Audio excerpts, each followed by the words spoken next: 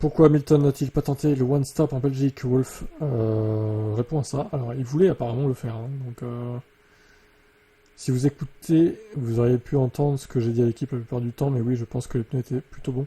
J'avais encore beaucoup de pneus, j'allais plus vite, je voulais pas m'arrêter, avait déclaré Lewis Hamilton.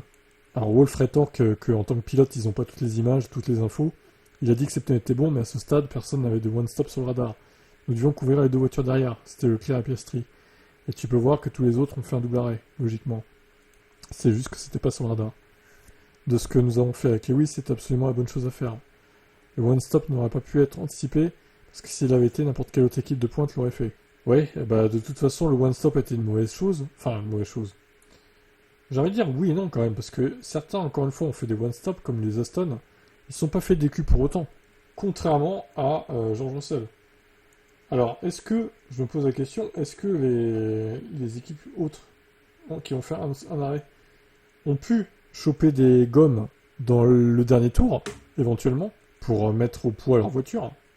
Ce que n'a pas fait Russell, il n'y a pas pensé parce qu'il fallait qu'il défende sur Hamilton, déjà aussi. Il pouvait pas tout faire d'un côté.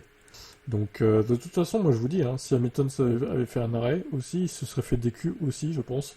Donc les deux Mercedes auraient été éliminés sur une disqualification, et là ça aurait été tragique. Vraiment, ça aurait été horrible, horrible. Donc, au final, t'as bien fait de faire deux arrêts, Lewis. Même si sur le moment, ça semblait pas être la bonne chose à faire, au final, si. Bref, quel est votre avis?